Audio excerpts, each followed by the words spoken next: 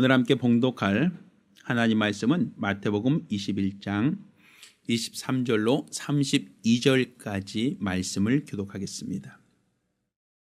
예수께서 성전에 들어가 가르치실새 대제사장들과 백성의 장로들이 나와 가로되 내가 무슨 권세로 이런 일을 하느뇨? 또 누가 이 권세를 주었느뇨?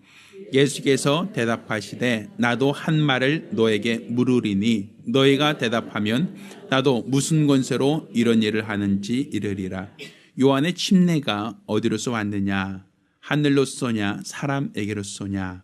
저희가 서로 의논하여 가로되 만일 하늘로서라 하면 어찌하여 저를 믿지 아니하였느냐 할 것이요 만일 사람에게로서라 하면 모든 사람이 요한을 선자로 여기니 백성이 무섭다 하여 예수께 대답하여 가로되 우리가 알지 못하노라 하니 예수께서 가라사대 나도 무슨 권세로 이런 일을 하는지 너에게 이르지 아니하리라. 그러나 너희 생각에는 어떠하뇨? 한 사람이 두 아들이 있는데 맏아들에게 가서 이르되 얘 오늘 포도원에 가서 일하라 하니 대답하여 가로되 아버지여 가겠소이다 하더니 가지 아니하고 둘째 아들에게 가서 또 이같이 말하니 대답하여 가로되 실소이다 하더니 그 후에 뉘우치고 갔으니 그 둘 중에 누가 아비의 뜻대로 하였느뇨? 가로되 둘째 아들이니이다. 예수께서 저에게 이르시되 내가 진실로 너에게 이르노니 세리들과 창기들이 너희보다 먼저 하나님의 나라에 들어가리라. 요한의 의의 도로 너에게 왔거늘 너희는 저를 믿지 아니하였을 때 세리와 창기는 믿었으며 너희는 이것을 보고도 종신 뉘우쳐 믿지 아니하였도다. 아멘. 자, 오늘은 율법과 복음의 관계 중에서 권위에 대해서 오늘 하나님 말씀을 함께 나누겠습니다. 하나님은 뜻을 정하시고 그 뜻대로 일하시는 분이십니다. 그러니까 하나님은 즉흥적으로 일하는 분이 아니라 하나님은 항상 먼저 뜻을 정하시고 그 뜻대로 일하시는 분이다라는 것이 성경에서 우리에게 가르치고 있는 하나님, 성경에서 우리에게 알게 원하시는 하나님이십니다. 이것은 세상 종교와 우리가 믿고 있는 이 신앙의 가장 큰 차이점이기도 합니다. 이 뜻을 정하고 일한다라고 하는 것, 이거는 예수 그리스도가 이 땅에 오신 것도 우연히 오신 게 아니라 오래전부터 하나님의 뜻이 있었고 하나님의 계획, 하나님의 작정이 있었다라는 것이죠. 그래서 첫사람 아담이 선악과를 따먹었을 때부터 하나님은 여자의 후손이 뱀의 머리를 상하게 할 것이다 라고 하는 이 뜻, 하나님의 계획이 먼저 있었고 또 하나님이 아브라함이나 혹은 여러 선자들의 입을 통하여 장차 나타날 자에 대하여 너희를 구원하러 오실 구원자에 대하여 하나님은 계획을 세우고 뜻을 우리에게 알게 하셨습니다. 그래서 성경을 보면 우린 구약과 신약이라는 두 챕터로 되어 있는데 이 구약이라고 하는 이 본문에는 장차 오실 이에 대하여 누가 오실 것인가, 어떤 이가 오실 것인가, 어디에 오실 것인가, 어떤 일을 하실 것인가에 대한 그 약속의 말씀, 하나님의 계획이 기록되어 있고 또 신약 성경이라 말하는 마태복음부터는 예수님께서 그 약속대로 오셨다, 그 뜻대로 오셨다라는 것을 우리에게 말하고 있단 말입니다. 그래서 예수님께서도 그가 붙잡히기 전 겟세마네에서 동산에서 기도하실 때 그가 하나님께 기도했던 것은 아버지여 내게 이 잔을 옮겨주옵소서. 그렇지만 내 원대로 마옵시고 아버지의 원대로 되기 원합니다. 아버지의 뜻대로 되기 원합니다 라고 하시죠. 그리고 십자가에서 다 이제 죽음을 임종을 앞두고 있을 때도 다 이루었다라고 말씀하신단 말입니다. 그가 의인으로서 십자가 달려 죽을 때 억울합니다. 나는 너무 억울합니다라고 항소하며 죽은 게 아니라 다 이루었다. 결국 그가 말씀하신 다 이루었다는 것은 아버지의 뜻을 이루었다. 아버지가 계획하신 그 모든 계획을 본인이 성취하셨다라는 그 고백이란 말입니다. 그러니까 결국 성경은 이와 같이 하나님이 어떤 일을 하실 때 즉흥적으로 하신 게 아니라 뜻을 세우고 그 뜻대로 일하시는 분이시다라는 걸 알려주고 있는 겁니다. 그렇지만 세상 종교는 이렇게 어떠한 뜻을 가지고 성취되어진 게 아닙니다.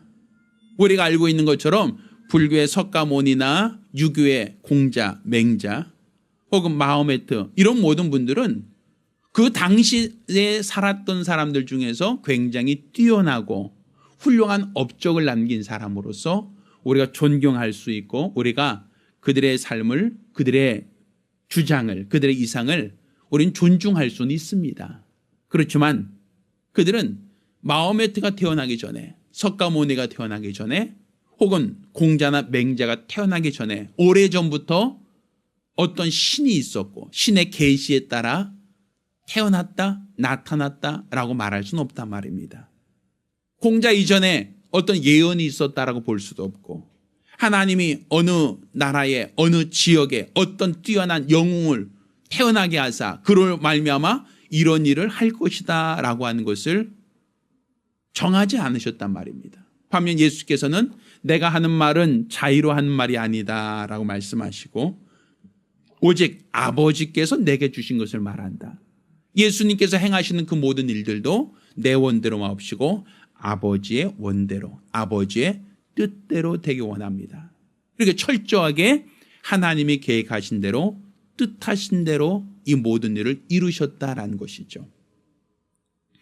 따라서 우리가 예수 그리스도를 보면 눈에 보이지 않는 하나님을 우리가 알게 되는 겁니다.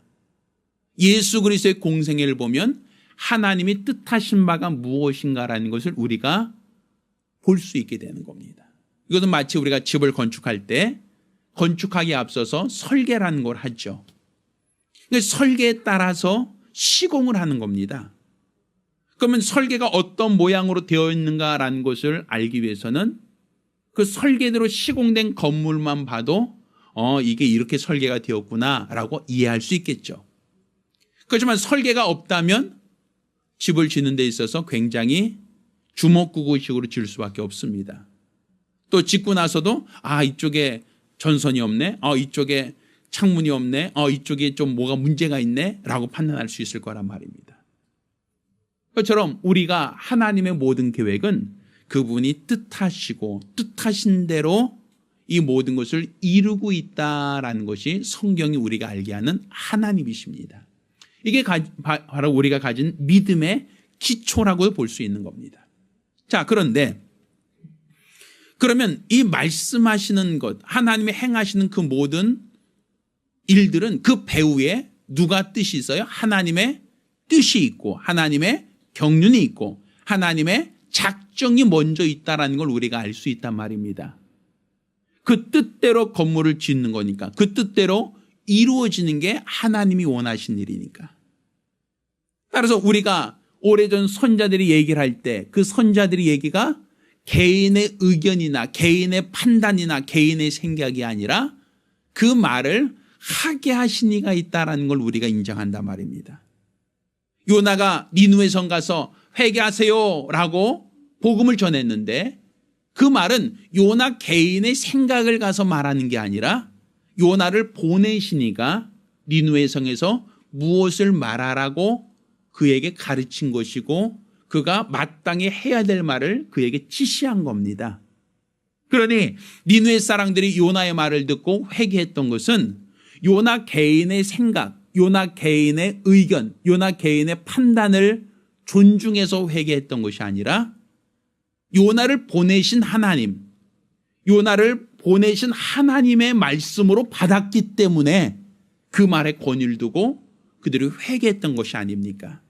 그것처럼 우리는 하나님이 뜻을 세우시고 일하신다는 전제를 갖고 있다면 어떤 선자가 얘기할 때 그 선자의 말은 선자 개인의 의견이 아니라 그를 보내신 하나님의 뜻이다. 하나님의 말씀이다. 라는 것이 우리의 믿음이란 말입니다.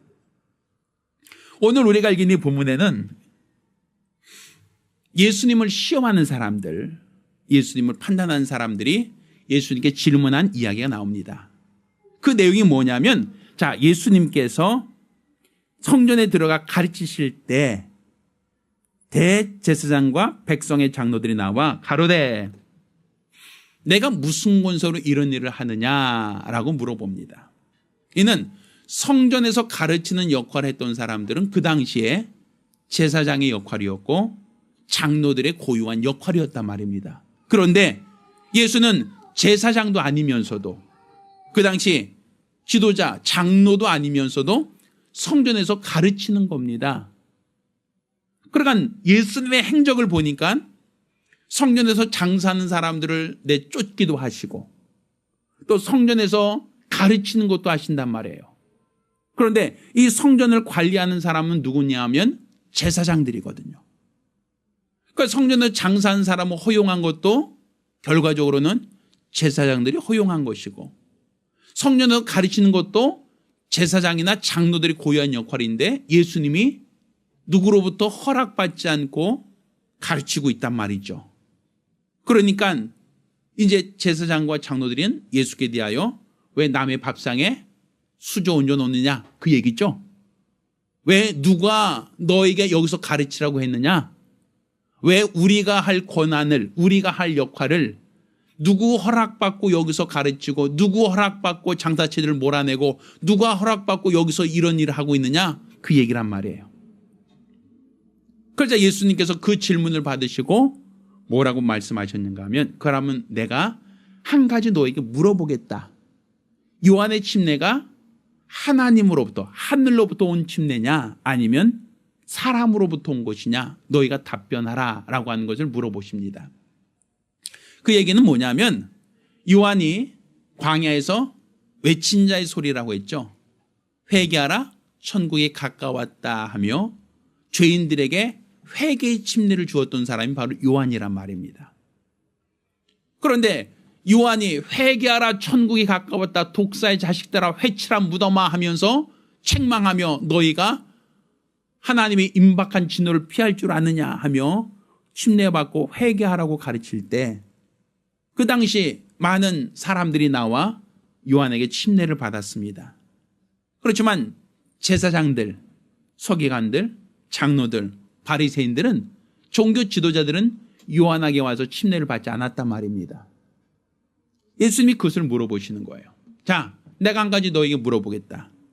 요한이 말한 것, 회개하라 천국이 가까웠다는 그 말은 요한의 개인의 생각을 말한 것이냐 아니면 하나님이 요한에게 하라고 한 말을 요한이 대언한 것이냐 너희가 한번 판단해봐라 라는 거예요.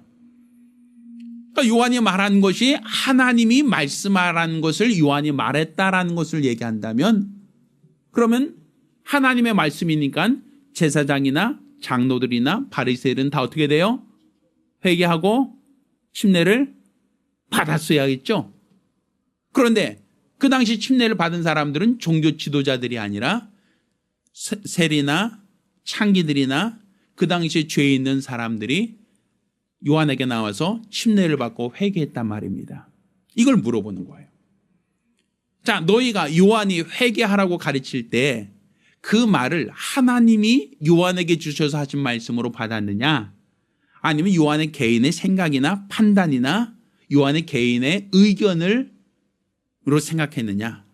그러니까 하나님의 말씀이라고 한다면 자기들이 순종하지 않은 것이 되는 것이고 요한 개인의 생각입니다라고 얘기한다면 요한은 선자가 아니고 일반적인 사람이 되니까 백성들이 침례받은 사람들이 요한 같은 선자를 무시한다라고 반대하지 않겠습니까? 그러니까 그 말에 대해서 그들이 답변하지 못하겠다라고 얘기합니다. 그러자 예수님께서는 내가 이렇게 가르치는 것이나 내가 성전에서 장사한 사람을 내쫓는 이 권세가 누구로부터 왔다는 걸 말씀하지 않고 그럼 내가 한 가지 비유를 말하겠다라고 말씀하신 것이 어떤 아비에게 두 아들이 있는데 아비가 첫째 아들에게 야, 너 포도원에 가서 일하라 라고 했더니 첫째 아들은 예 알겠습니다 라고 나가서 포도원으로 가서 일하지 않고 바깥으로 그냥 세버렸어요. 둘째 아들에게 똑같이 얘기합니다. 둘째 아들아, 너 나가서 포도원에 가서 일하라 할 때에 둘째 아들은 아버지께 싫습니다, 안 하겠습니다 라고 얘기했지만 나가다가 마음을 돌이켜서 포도원에 가서 일을 하였다. 자, 그러면 누가 아비의 말을 순종한 자이냐? 첫째냐 둘째냐? 이걸 물어보셔요. 자, 이것을 물어보신 이유는 뭡니까? 첫째는 아버지 앞에서는 뭐라고 얘기했습니까? 예, 알겠습니다, 가겠습니다 라고 하더니 실제로는 안 갔고, 둘째 아들은 아버지 앞에서는 실소이다, 안 가겠습니다 라고 하더니 마음을 돌이켜서 포도원에 가서 일하였다. 누가 아버지 말에 순종한 사람이냐? 그걸 물어보잖아요. 그 얘기는 다른 말로 율법이라고 하는 것, 하나님이 주신 율법이라는 것은 하나님의 말씀인데, 그래서 율법이라는 건 하나님이 주신 말씀이니까 백성들이 지키라고 가르쳤던 것인데, 제사장이나 바리새인이나 장로들은 율법을 가지고 가르치는 자들이었으니 하나님의 율법을 받을 때는 알겠습니다, 하나님 말씀대로 살겠습니다 라고 했던 자들이란 말입니다. 그렇지만 돌이켜서 하나님이 침례 요한을 보내사 너희가 회개하라 라고 할 때는 그 말 듣고도 순종하지 않았다는 거예요. 하나님 앞에서, 율법 앞에서는 지키겠습니다, 하나님 말씀대로 살겠습니다 라고 했지만 정작 하나님의 말씀을 가지고 너희에게 회개하라고 했던 요한의 말은 너희가 듣지 않고 순종하지 않았다. 첫째 아들과 같다는 얘기겠죠. 그렇지만 세리들이나 창기들, 그들은 하나님의 율법을 가지고 지키지 못했다. 처음에 아버지가 포도원에 가서 일하라 할 때 그 말을 듣고 그들은 순종하진 않았다. 그렇지만 그들이 마음을 돌이켜서 요한이 회개하라고 할 때 그들은 요한에게 나와서 회개의 침례를 받고 하나님께 회개하지 않았느냐? 누가 아버지 말에 순종한 자이냐라고 얘기한단 말이에요. 결국 여기서 예수님께서 내가 성전에서 가르치는 것과 성전에서 장사한 사람 내어 쫓는 것이나 성전에서 병든 자를 일으키 세우는 것이냐, 이 모든 권세가 누구로부터 왔다는 것을 말하려고 하는 겁니까? 내 개인의 의견, 내 개인의 생각이 아니라 하나님이 나에게 주신, 하나님이 나에게 명하신 대로 내가 가르친 것이고 하나님이 지시하신 대로 내가 순종한 것이다 라고 얘기하는 거란 말입니다. 그러니까 예수님의 말씀의 모든 권위는 개인의 생각과 판단이 아니라 하나님이 아들에게 주셔서 그 아들이 아버지께 받은 말씀을 대언한 것이고 아버지가 원하신 대로 순종한 것이고 아버지가 하라고 한 대로 한 것이다라는 거예요. 그러니까 그 말의 권위가 누구에게 있다는 겁니까? 하나님의 권위로부터 나온다는 거예요. 그러니까 율법의 권위도 누구로부터 나오고 하나님으로부터 나오기에 율법의 권위가 있는 것이고 또 복음의 권위도 어디서부터 나오고 하나님부터 나오기에 권위가 있다는 겁니다. 우리가 율법을 모세의 율법이라고 말하죠. 이 모세의 율법이라고 하는 것은 모세의 생각이나 모세의 판단이나 모세의 지식을 돌판에 기록하여 너희가 이것을 지키라 라고 한 게 아니라 하나님께서 모세를 통하여 십계명을 주셨고 모세를 통하여 율법을 주시고 그 율법을 지키며 살라고 주신 법이란 말입니다. 그러니 우리가 율법을 모세의 율법이라 하지만 이 율법은 결국은 모세를 통하여 주신 누구의 말씀? 하나님의 말씀이기 때문에 이스라엘 백성에게 지키라는 것이었어요. 그래서 그 율법을 지키면 복과 생명과 사망과 저주를 내 앞에 두었으니 그 율법대로 살면 생명과 복을 주겠다는 것이고 그 율법에 불순종한다면 너에게 저주와 사망, 심판과 형벌이 있을 것이다 라고 말씀하셨던 겁니다. 그게 바로 율법의 권위예요. 그러면 복음의 권위라는 것은 결국은 예수님이 행하신 일, 성전에서 장사한 사람을 꾸중하며 내쫓는 것도 예수님 개인의 생각이 아니고 또 성전에서 가르치신 것도 예수님이 개인적인 판단이 아니라 하나님이 그 아들을 통하여 지시하신, 하나님이 그 아들을 통하여 명하신 하나님의 권위를 가지고 그가 가르치기도 하고 하나님의 권위를 가지고 성전에서 장사한 사람을 내어 쫓기도 하고 하나님의 권위를 가지고 그들에게 병도 고치고 복음을 전하신 거란 말입니다. 그러니 우리가 예수 개인의 의견으로 듣는 것이 아니라 예수가 전하신 것이나 예수께서 행하신 모든 것은 그 권위가 누구로부터 온다? 하나님께로부터 온다라는 것이에요.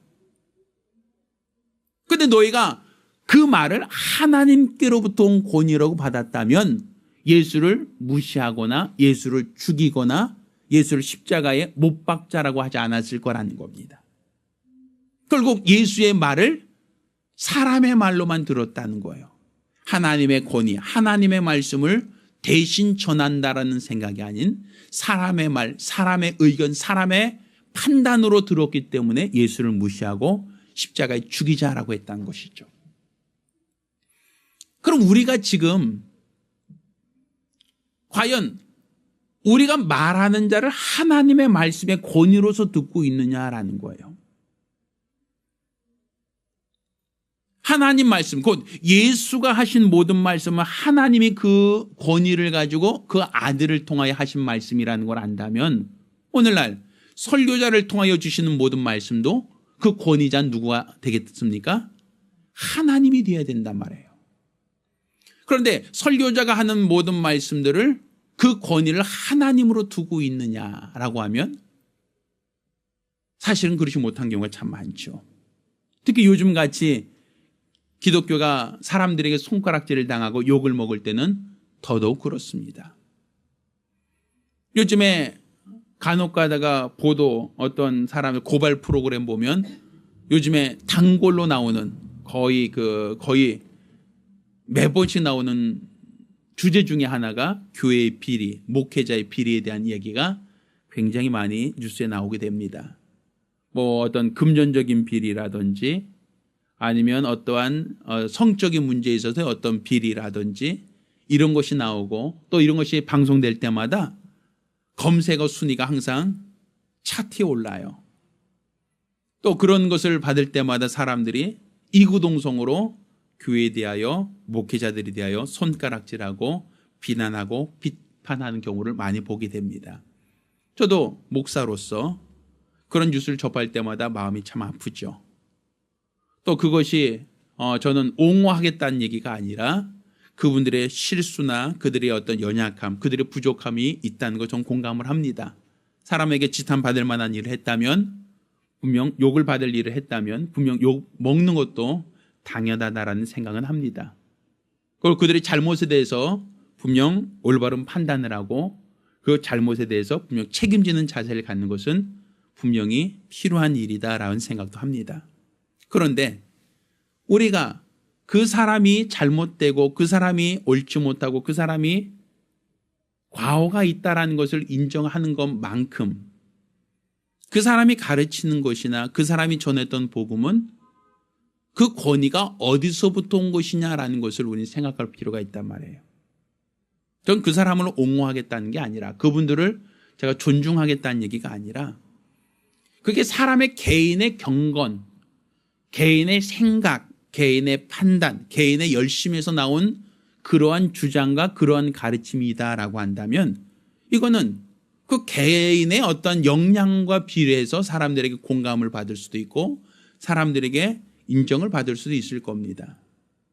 그런데 그 말이 개인에게서 온 것이 아니라 그 말을 지시하신 하나님에게서 나온다라고 한다면 그건 우린 좀 다른 판단을 할 수가 있단 말이죠.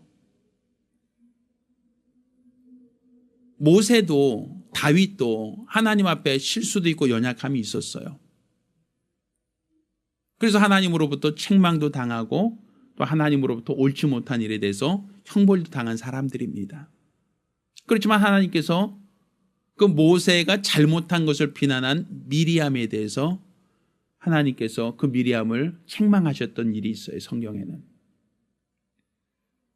그러니까 하나님이 잘못한 것을 옹호하겠다는 게 아니라 그가 하나님 말씀을 대언하는 위치에 있을 때는 그것은 우리가 존중해야 된다는 거예요. 그 사람 때문이 아니라 그를 통해서 말씀하시는 하나님의 말씀에는 존중을 해야 된다는 것이죠. 우리가 예를 들어서 어떤 사람이 길을 물어볼 때 죄송하지만 서울역이 어디로 갑니까? 영등포는 어떻게 갑니까? 라고 물어본다면 우리는 제가 아는 한도 내에서는 가르쳐 줄 수 있어요. 영등포 가시려면요 원당역에서 무슨 전철을 어느 쪽 방향으로 타시고 어떻게 가시면 됩니다. 이렇게 얘기할 수 있겠죠. 어떤 사람이 죄송하지만 고양시청 어디로 갑니까? 라고 하면 제가 시청을 안다면 시청은 길 나가서 오른쪽으로 가서 지하철도 통과하지 마시고 그 옆길로 가서 어느 쪽으로 가시면 갈 수 있습니다. 이게 제시할 수 있죠. 그런데 그것을 얘기하는 사람은 이정표 역할이에요. 이정표라고 하는 것은 어디로 가세요? 이쪽으로 가세요? 저쪽으로 가세요라고 지시하는 역할, 가이드하는 역할이에요. 그런데 내가 양복을 입은 사람은 가이드를 할 수 있다. 양복을 입지 않고 허름한 옷을 입은 사람은 가이드를 할 수 없다. 이렇게 판단하진 않죠. 우리가 정장을 입고 또 준비된 사람들만 길을 가르쳐 줄 수 있습니다. 라고 얘기하지 않아요. 때로는 그들 중에는 미흡하신 분, 연약하신 분, 병든 사람도 있을 수 있어요. 그들이 가르치는 것은 잘못된 길이다. 그들이 가르쳐주는 방향은 틀렸다라고 말할 수는 없어요.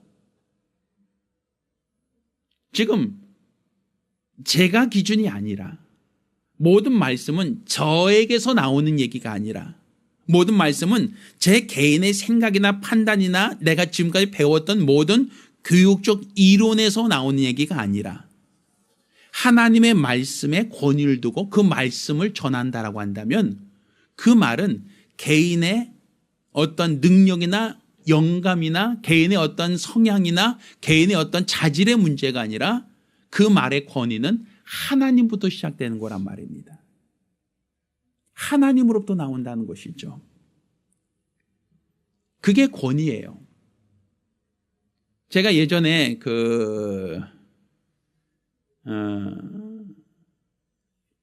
전기 콘센트라고 있잖아요. 콘센트. 그 우리나라 이제 100볼트 쓰다가 220볼트로 이렇게 전환됐던 시기가 있었어요. 옛날에는 100볼트로 꽂을 수 있는 납작한 콘센트가 이렇게 플러그가 들어갔고 요즘에는 그걸 못 쓰죠. 요즘에는 그 동그란 돼지코 모양의 어떤 콘센트로 되어 있잖아요. 이번에 외국 나가 보니까 외국에는 100볼트 쓰는 사람도 있고 220볼트 쓰는 사람도 있고 여러 종류가 있다 보니까 이 콘센트 모양이 좀 달라요. 그 나라들마다 쓰는 콘센트가 좀 달라요. 그래서 그 맞는 콘센트에 꽂아야만 제대로 그 전기를 쓸 수 있게 돼 있어요. 근데 그 모양은 다를 수 있지만 그 안에 흐르는 전기는 똑같단 말이에요. 콘센트가 안 맞는다고 해서 전기가 통하지 않는다라고 하지 않아요. 그 콘센트에 맞는 플러그를 가져가서 꽂아야 전기를 쓸 수 있어요. 그래서 저도 이제 해외 나갈 때는 이제 멀티 콘센트라 그래서 뭐 100볼트도 꽂을 수 있고 220볼트도 꽂을 수 있고 또 얇은 것도 꽂고 이렇게 여러 개 할 수 있는 그 아답터를 하나 가져가요. 그 이유가 뭐죠? 내가 휴대폰을 충전시키거나 기타 여러 가지 할 때 그 나라 전기에 맞춰서 내가 플러그 모양을 맞춰서 가져가야지 플러그 모양이 나하고 맞지 않는다고 꽂아놓지 않으면 제 휴대폰은 충전시킬 수 없으니까.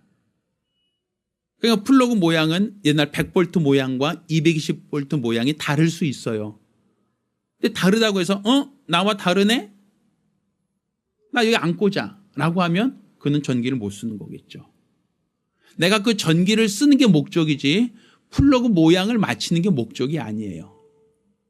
플러그를 내가 맞추고자 하는 게 목적이 아니라 내가 원하는 전기를 사용하기 위해서는 그 플러그에 맞춰서 내가 콘센트를 꽂아야 쓸 수 있지 않느냐 이거죠. 그러니까 목사 개인이 물론 영감 있고 경건하고 훌륭하다면 참 좋아요. 그건 더 이상 바랄 나위가 없겠죠. 그렇지만 설사 그렇지 못하고 미흡하고 부족하다 할지라도 그가 전하는 말씀의 원천이 어디서부터 오는가, 그 말의 권위가 누구로부터 오는가라는 것을 우리가 분별한다면 우리는 예수가 전하실 때 바리새인이나 장로들이나 제사장들이 그게 하나님으로부터 말씀이라고 여겼다면 그 말에 순종했을 겁니다. 그런데 그가 하나님이 주시는 말씀이라고 생각하지 않았기 때문에 당신의 권위가 누구로부터 오는 겁니까? 라고 물어보는 거예요. 침례 요한이 침례를 줄 때 회개하라 천국이 가까웠다라고 침례를 줄 때도 그 말이 하나님으로부터 나왔다는 걸 인정한다면 그들 모두가 침례를 받고 하나님 앞에 회개했을 겁니다. 그렇지만 그들은 요한의 말을 듣고도 하나님의 권위로 인정하지 않고 요한이라는 개인의 사람, 개인의 의견, 개인의 판단, 개인의 주장으로 받았기 때문에 그들은 회개하지 않았고 침례를 받지 않았던 거예요. 결국 우리의 신앙이라는 것은 무엇인가 하면 그 말하는 자의 권위가 누구로부터 왔는가를 아는 겁니다. 또 여러분이 목사들만이 아니죠. 여러분이 나가서 복음을 전하고 증거할 때 여러분이 가르치는 것, 여러분이 전하는 이 전도가 누가 그 말에 권위를 두고 있느냐라는 거예요.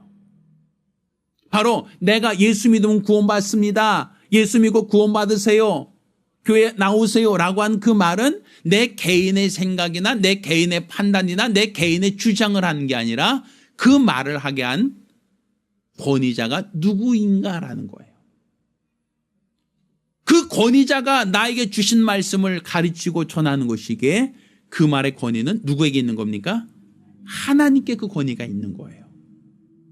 그렇기 때문에 여러분이 나가서 복음을 전하고 증거할 때도 사람들이 아유 네가 뭘 안다 그래? 아유 네가 뭘 안다고 그렇게 떠들어? 네가 얘기한 거 나 인정하지 않아 라고 하는 것은 나 개인의 의견이라면 나 개인의 생각과 다를 수 있죠. 내 개인의 판단과 다를 수 있죠. 내 개인의 주장과 다를 수 있죠. 그렇지만 그 말이 내 개인의 생각이 아니라 하나님의 말씀이다라고 한다면 그 말은 내가 무조건 존중하고 복종해야 된다는 얘기입니다.